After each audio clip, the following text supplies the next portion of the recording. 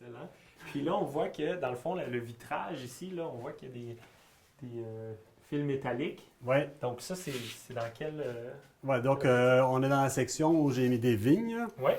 Donc c'est des vignes qui me viennent de mes parents. Comme j'avais dit, mes parents étaient viticulteurs de vignes en serre, cultivateurs de vignes en serre. Et donc, c'est des vignes qui sont spécialement développées pour être cultivées en serre. Si on les mettait dehors, ici, au Québec, ben, elles vivraient, mais elles ne fourniraient pas de fruits. OK. Donc,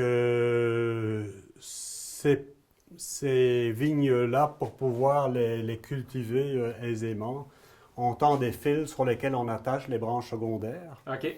Donc, on a la charpentière principale, Ouais. et ça, c'est les branches secondaires. Là, je viens de redémarrer les vignes récemment parce que Ouais. j'ai refait la serre. OK. Donc, elles sont très jeunes, c'est pour ça qu'il n'y a pas de grappes de raisin dedans Ouais. maintenant. Il y en a juste quelques-uns ici en Ouais, bas. c'est On voit ça. des petites affaires, mais ouais. Mais dans un premier temps, il faut former la vigne.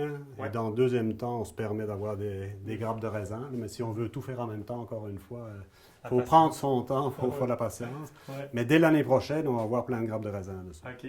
Super. Donc ça, en fait, les fils, c'est pour supporter la vigne.